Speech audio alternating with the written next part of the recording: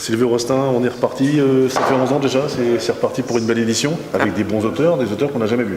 Absolument, écoutez, oui, j'espère que les visiteurs seront contents, effectivement, et que voilà, tout ceci sera à la hauteur de du travail qui a été fourni pendant toute cette année, mais effectivement on a des auteurs qui ne sont jamais venus, vous voyez, comme Catherine Pancol, c'est ce qu'on vous disait tout à l'heure, comme Patricia Daré est déjà venue. Elle est déjà venue? Oui, elle est venue il y a 2 ans, elle devait venir l'année dernière et elle n'a pas pu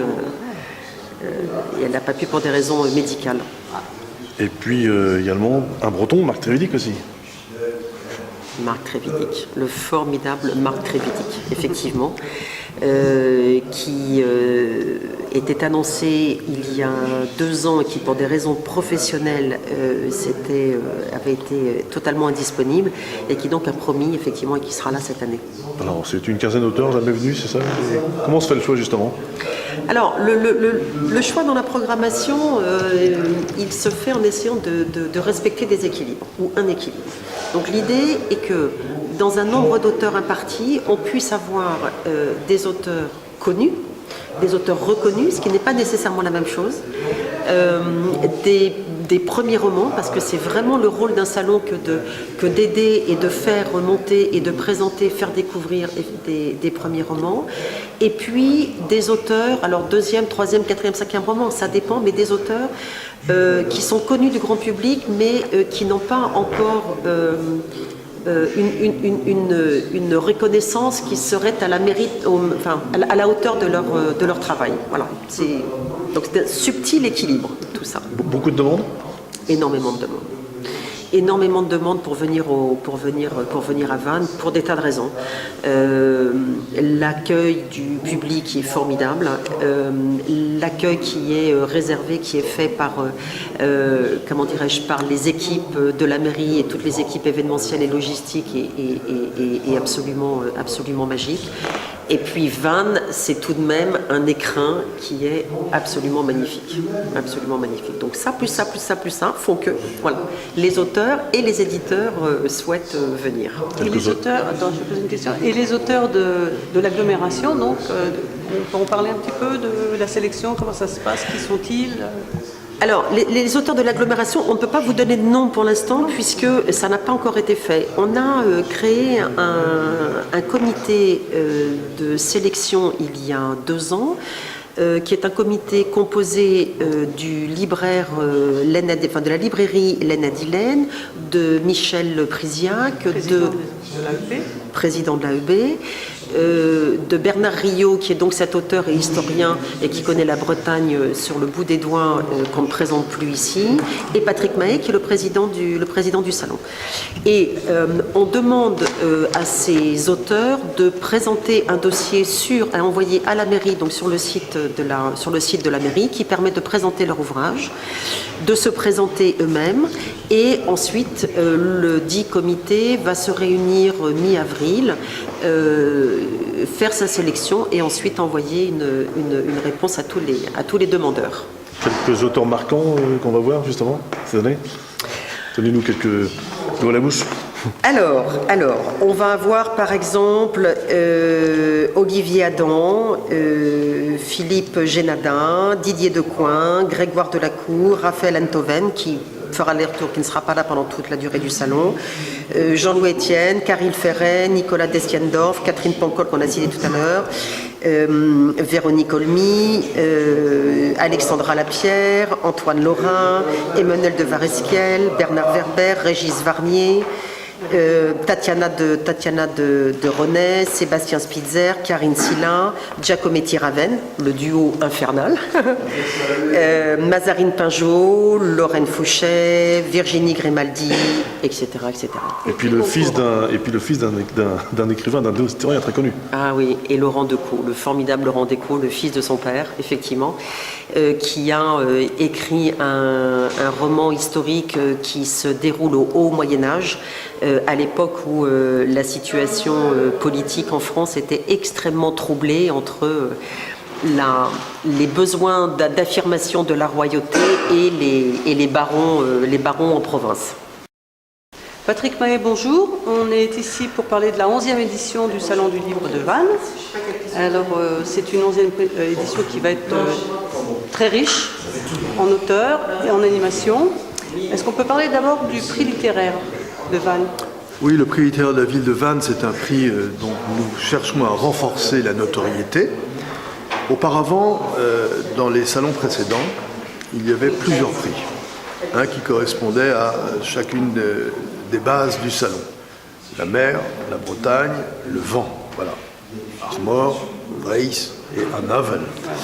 Eh bien, nous avons décidé de faire un seul prix, le prix de la ville de Vannes. Donc pour faire un prix, il faut dégager le livre qui pourrait rassembler toutes les composantes d'ailleurs du Salon du Livre de Vannes. Mais pour autant, nous aurons toujours un deuxième prix, un autre prix qui sera celui de la langue bretonne, celui du roman de langue bretonne. Ça c'est incontournable, que nous organisons avec Thiarvro et avec M. Grégoire Brotgenet. Voilà, ça c'est pour les prix littéraires.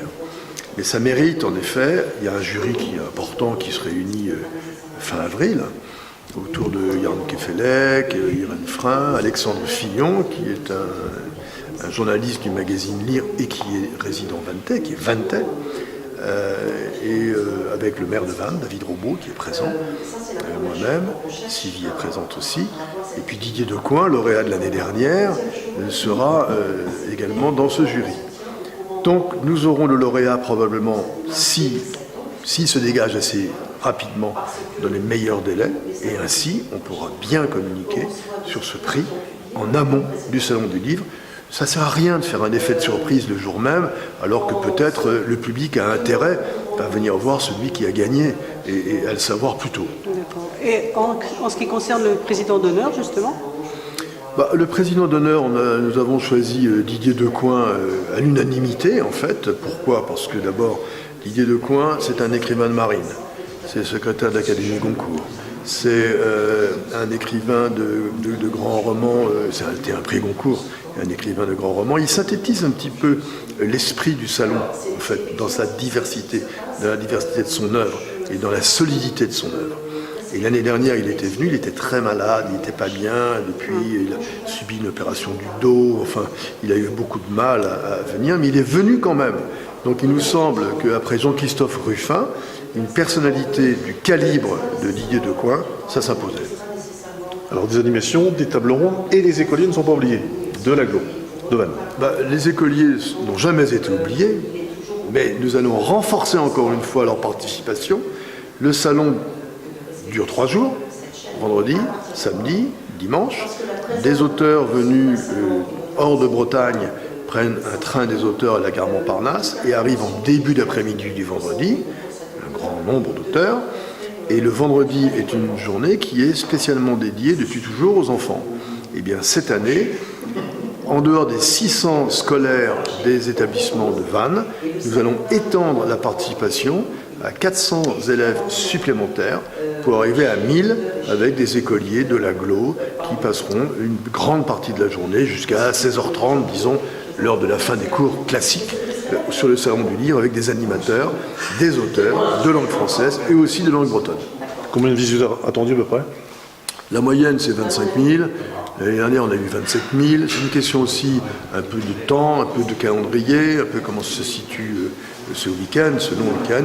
Mais disons qu'on tourne sur une base de 25 000 personnes, ce qui est très bien et qui est parfait pour la capacité même du salon sous les remparts de Vannes et la capacité des rencontres.